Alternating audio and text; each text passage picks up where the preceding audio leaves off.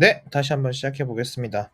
여러분이 생각하는 인공지능은 어떤가요? 지난 시간에 이제 지도학습 내용 들으시면서 좀 생각나는 부분이 있으실까요?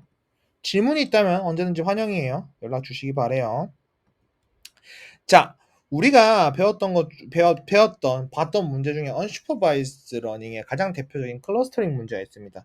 대표적인 알고리즘으로 K-means 클러스터링에 대해서 소개드린 적이 있죠. 비슷한 녀석들끼리 다른 정보 없이 그 데이터의 모양만 가지고 비슷한 녀석끼리 묶어주는 작업을 의미합니다. 그랬을 때 실제로 뭐 이런 거 할 수 있겠죠? 소비 패턴만 보고 고객의 유형을 보는 겁니다. 아하, 뭐 신기술에 관심이 있는 그룹, 뭐 일상적인 여가 그룹, 뭐 코어 타겟, 뭐 집에서 즐기는 그룹 이런 식으로 그룹화를 시킬 수 있겠죠. 이렇게 그룹화가 잘 만든다면 그들을 위한 맞춤형 전략을 준비할 수 있을지 모르겠어요. 그죠?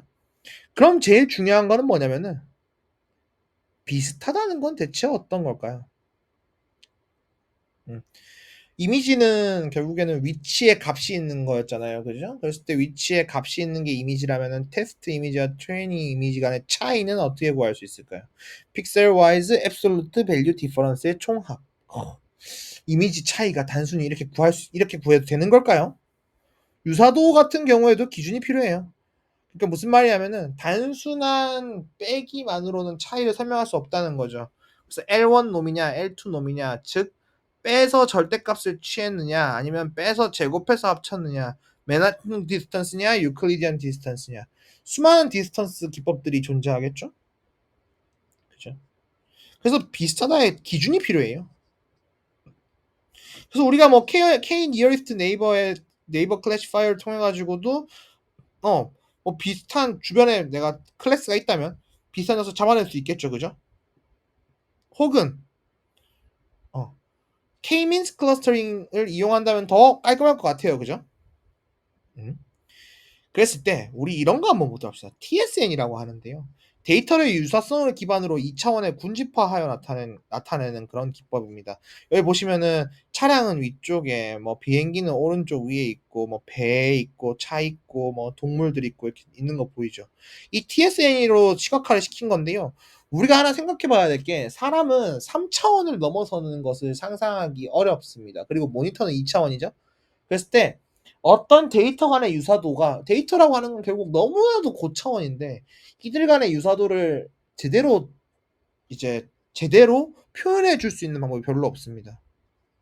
그랬을 때 TSN이라고 하는 방법은 뭐냐면 고차원에서도 데이터 간의 거리는 그 차원이 아무리 높더라도 스칼라 값 하나란 말이죠. 숫자 하나란 말이에요, 거리는 결국에. 그러면은 고차원에서 데이터 간의 거리가 존재한다면 그 거리 B를 낮은 차원에서도 비슷하게 표현이 되게끔 업데이트를 해 보는 겁니다. 코드는 다음과 같아요. 데이터 다 가져왔죠? TSN이 가져와 가지고 fit 하면 됩니다. 그러면은 비슷한 애들끼리 묶어주는 걸 볼 수 있죠. 괜찮다, 그죠? 그런데 TSN이라고 하는 녀석은 기본적인 한계점이 있습니다. 무슨 말이냐면 고차원에서의 그 데이터 간 거리를 거리 고차원상의 데이터 간의 관계, 데이터 간의 거리를 기록을 해두고 그걸 저차원에서 복원한 거예요. 복원. 그럴싸하게 비슷하게 나오게끔 최대한 그 수치 해석적으로 맞춘 녀석, 이터러티브에 맞춘 녀석이란 말이죠. 그럼 더 나은 방식이 있지 않겠습니까? 뭐 어찌나 그랬듯 그죠?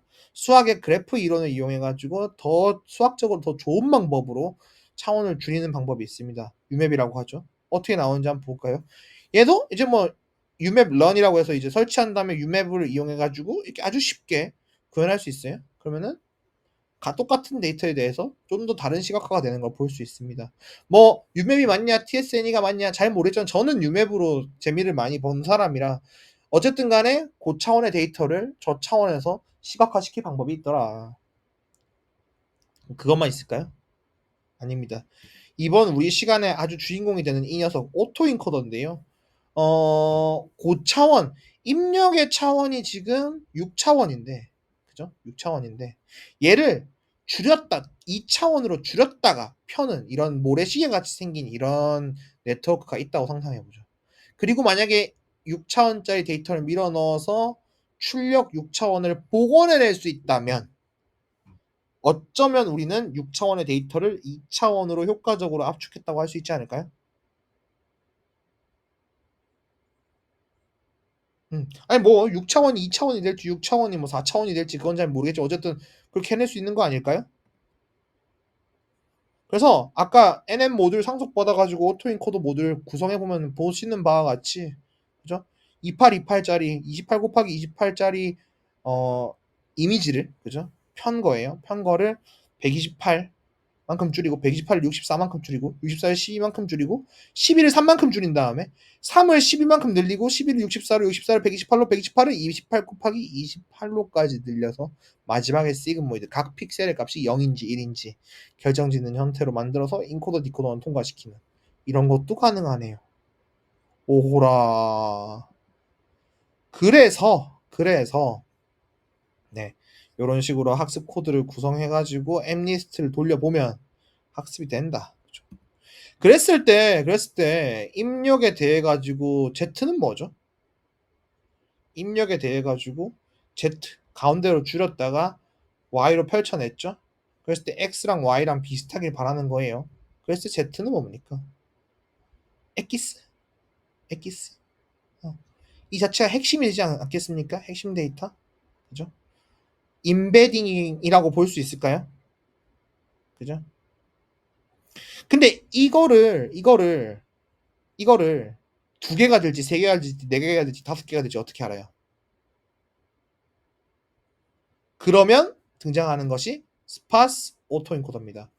인풋과 똑같은 차원으로 만들고 똑같은 차원으로 디코더를 만듭니다. 다만 잠재 벡터를 만들 때 희소하게 만들자. 어떻게 스파시티 로스를 붙여주자. 스파시티 로스를 L1 로스로 넣어주면 L1 로스란 그죠? 절대값으로 그 인코딩 벡터를 보는 거죠.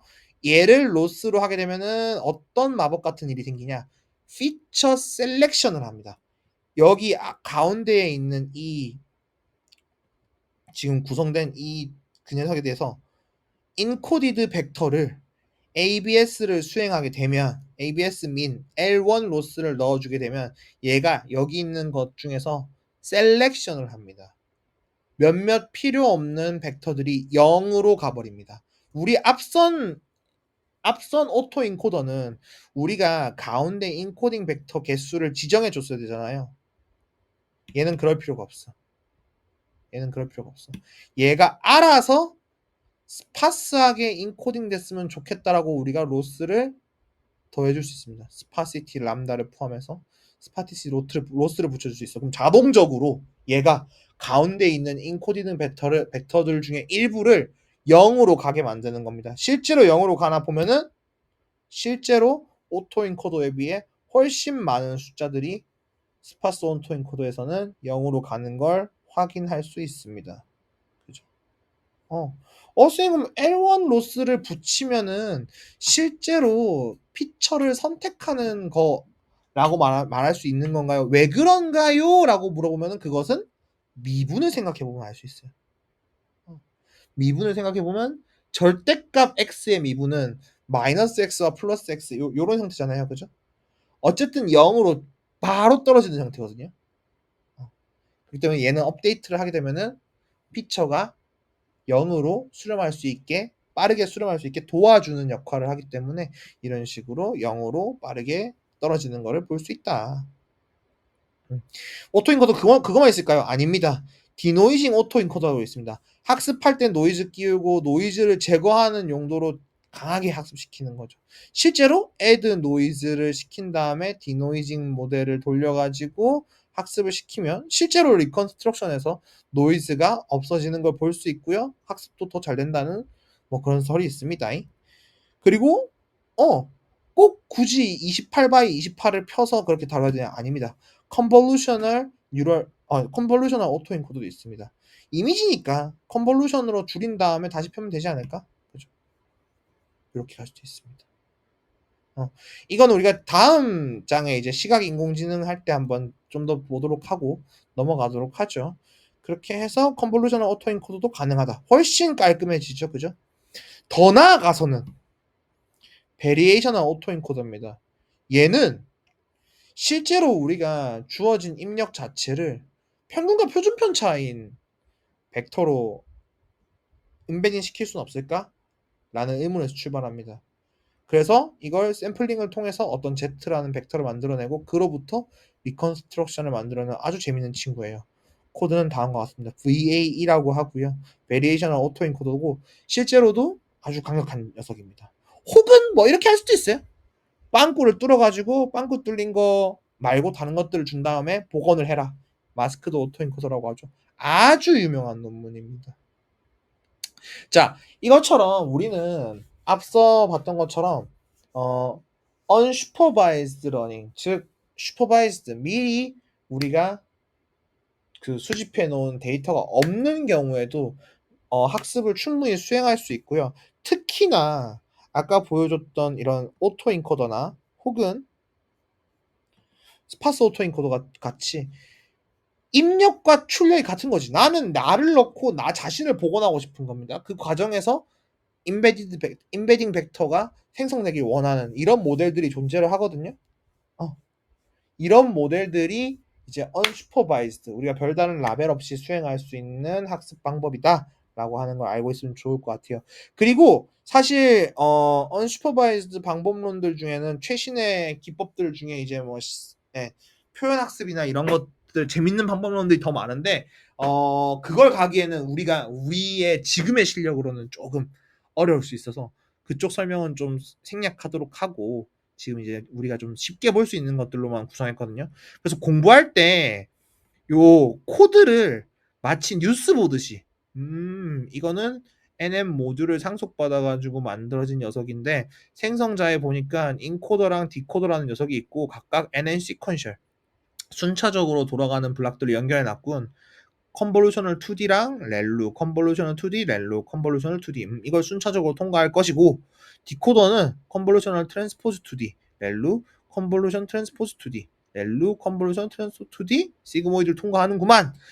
구조는 이렇고 이걸 순차적으로 통과시키네. 이렇게 뉴스 보듯이 코드를 보는 게 중요합니다. 그리고 언제나 모델 선언하고 나면은 크라이테리언 선언하고 옵티마이저 선언하고 스케줄러 있을 수도 있고 없을 수도 있고 그리고 여기서 보면은 모델 통과시키죠. 모델 통과시키고 로스 계산했죠. 로스 계산하고 나서 뭐 합니까? 옵티마이저 초기화하고 로스 백워드 구한 다음에 옵티마이저 스텝하죠. 똑같아요. 코드. 그죠?